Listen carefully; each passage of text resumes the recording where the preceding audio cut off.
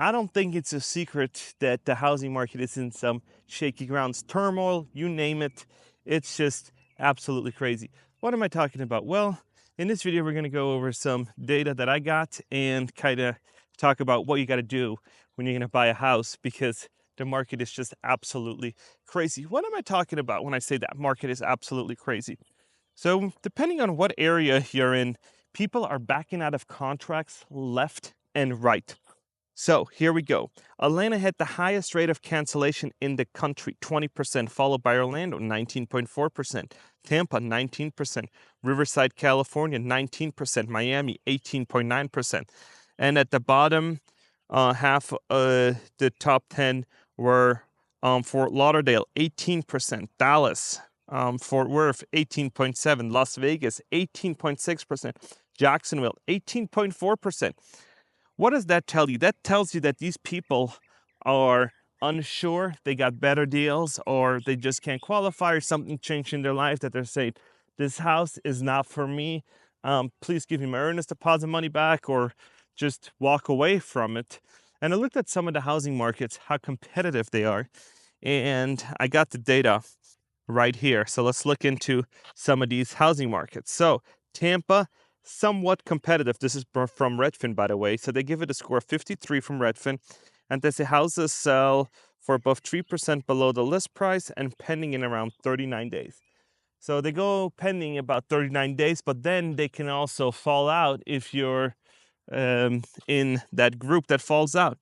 And one of the housing market that's always kind of on the uprise is San Jose. And San Jose is somewhat competitive. Homes sell within 11 days.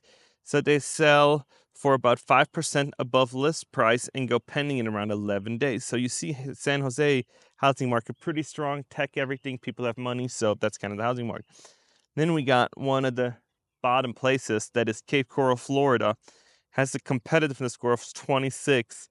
Houses sell for above 3% below list price in 74 days. So that is crazy. Then I got my own housing market in Las Vegas. It's a competitiveness score of 57, and they sell 2% below list price and go pending in around 47 days. So when we're looking at all this stuff, we're looking at all this data kind of packaged into one, and markets do matter. When I hear people say, oh, my market is not like that, you might be right. Your market is not. But the general market, especially in the Sun Belt, is not looking so hot. And people are saying, hey, we're done with second homes and we're going to sell them. I can't afford them anymore. I got laid off. I can't make the payments. So let me get out. Let me get some equity. Most of my viewers are not subscribed and don't have that bell notification on. So, hey, please like and subscribe. Costs you nothing. And I would really appreciate it. It would really appreciate the channel and get the message out to more people. So thank you. I appreciate it. That I've had in it, let me get that out and let me just sell it. The problem is you're not the only one doing it. It is Canadians that had second homes are like, we're done, let's get out. And other people are like, nope, we're out. And when I made my video about the student loans, people were like, oh, my credit, they took my student loans off my credits. It's not showing up. I called the company that issued them to me, and they said, it's not on there no more. It says my balance is 0. So I'm not worried about it. And then comes to find out when they're going to try qualify for a house, they look with a realtor, they're going to get qualified, they fall in love, and then their dreams are going to be crushed. Why? So I have a mortgage broker or a mortgage lender actually explain the concept. So let's look into that. Student loan forgiveness doesn't just happen. I've had several people whose credit reports have shown that they had student loans, and then all of a sudden the student loans had 0 balances. When I ask the people what happened, they say to me, well, the student loans were just wiped out. They think it happened under student loan forgiveness. And I'm, well, what did you do? And they're, well, we did nothing. So then the question becomes is, were you making payments prior? And in many cases, what they tell me is, no, the loans were in deferment, and then they had to start making payments, but they didn't start making payments, and then the loans just dropped off their credit report. They call their student loan company, and the student loan company says they have 0 balance. So they think that the loans are just done. But this is not really what's going on. What happens is when your loans are not being paid for an extended period of time, what the student loan company does is they transfer it back to the Department of Education. And the Department of Education now has that debt, and they record it as a federal delinquent debt. On your credit report, it looks like you don't have any debt and the student loans are zeroed out. And when you call the student loan company, it looks like it has a zero balance. But you are getting communication from the Department of Education, although it's going to look different.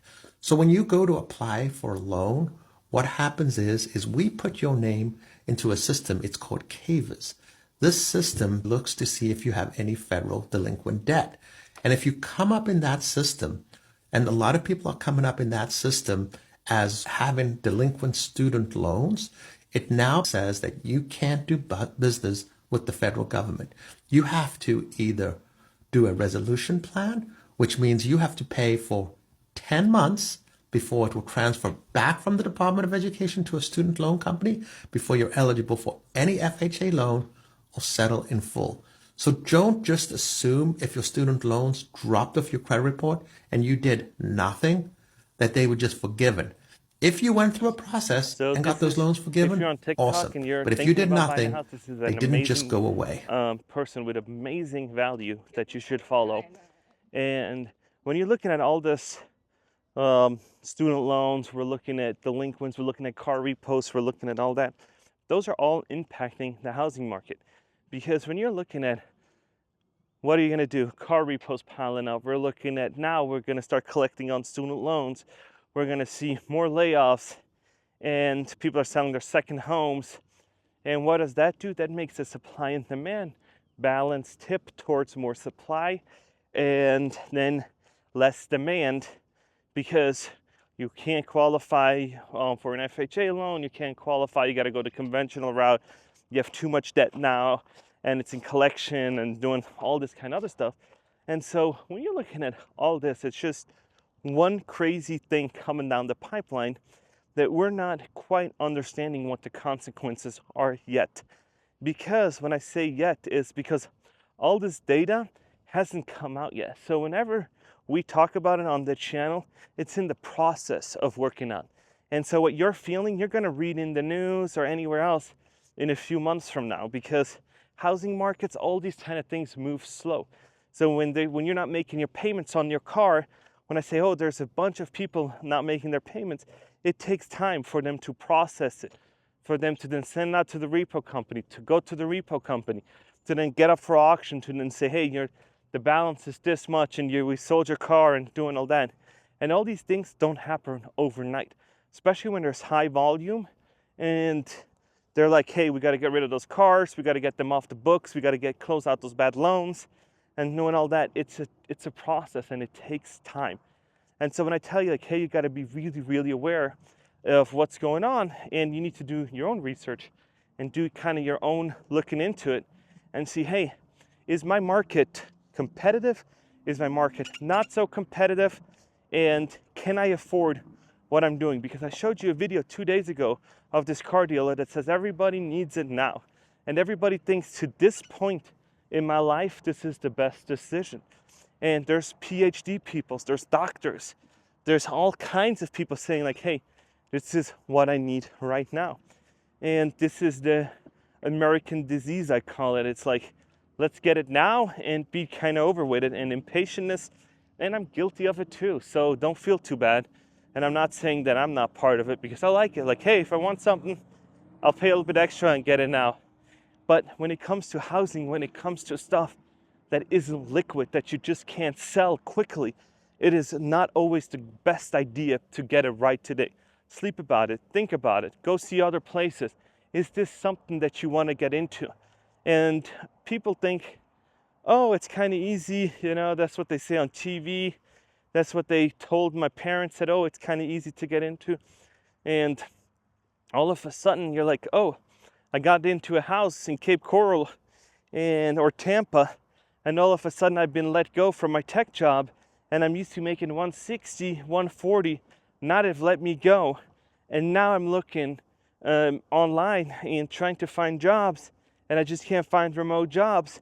so that a house that I bought off of that salary or off of that paycheck, I can't keep. And so either you move back to your original area where they say, hey, you got to come back to the office, or you're going to have to downsize and take a local job.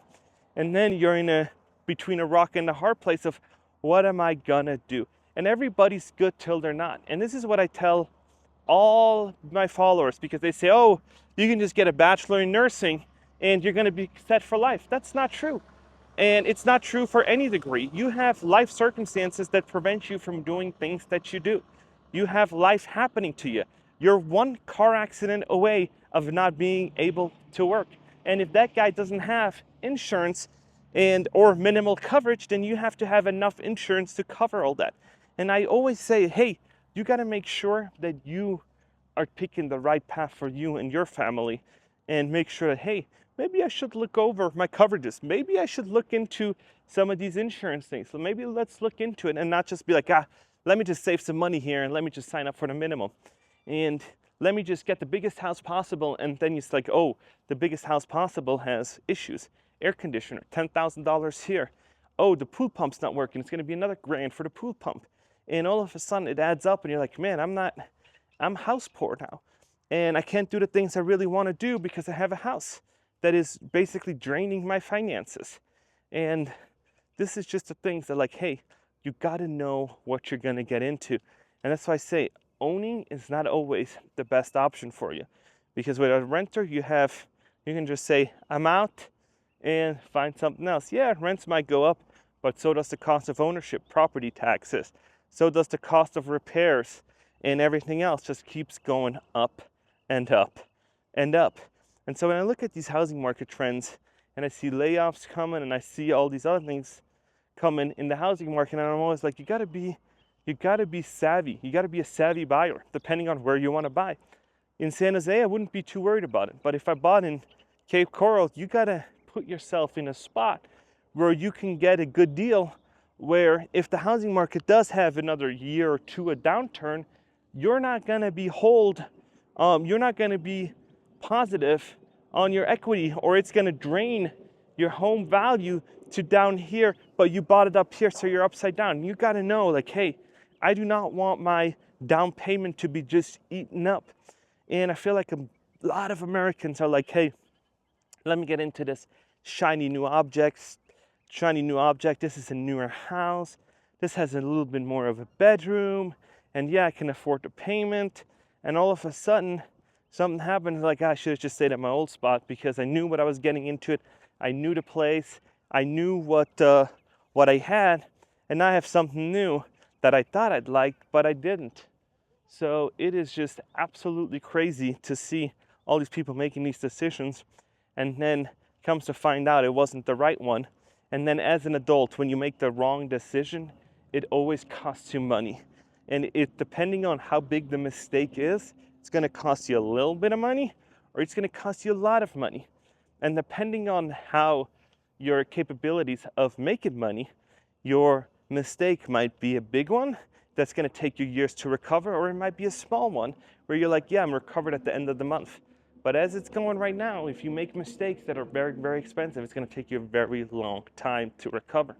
So be aware of how you buy, where you buy, and don't just let a realtor tell you, like, hey, you're not going to get more value out of it, or you're going to do this or that. You got to do your own research. And I sold a rental property a year or so ago. It was a 3-bedroom, 1-bathroom. And I talked to realtors, and they said, oh, adding another bathroom isn't going to really increase the value. And I've had conversations with them, and I said, I don't know, because it would cost me about 20 G's to put in a bathroom. And is it going to increase my value? Yes, no. And they're like, no, you're not going to recoup your money, blah, blah, blah, blah, blah, because they wanted to do the sale. So then a contractor bought it, and all of a sudden, a year later now, I see the house for sale again for $150,000 more listed, because it now has a 3-2. And so that's what I wanted to do. And now this is another life lesson. You should have always go with your gut feeling. If you feel like that, you should go that. And it doesn't have to sell because it's just listed, and I know that. But this just shows you that, hey, these so-called experts aren't always experts, and you should just stick with your plan and then kind of roll with it. And yeah, and I'll share with you guys if the house is gonna sell again. I'll make another video showcasing it. So yeah, it is absolutely brutal to see, like, hey, this is what I wanted to do, and then I got talked out of it from so-called experts, and then now it's relisted again just a year later for way more money because the comps and everything else. And so woulda, coulda, shoulda. You win some, you lose some. But yeah, this is just another day, another dollar. And if you have no dollar, you shouldn't be a baller, right? That's what they say. So let me know, are you in the process of buying? Did you know about that, about the student loan? I did not. I thought that was very interesting because I know a lot of people are like, oh my gosh, I got student loans. They got wiped out, they're zeroing out. I called the company. Doesn't necessarily mean that they're gone. Pulled up for coffee here. They got this little cute little setup right by Lone Mountain if you want to come check it out. It's not sponsored or anything, but this is you walk. And then I just come over here and they're like super cute little store. Like their Jeep that's super cute. They're like, hey, let me get a coffee. And yeah, that's my Jeep right there. That's theirs. So yeah, support your local people. So this is what I got.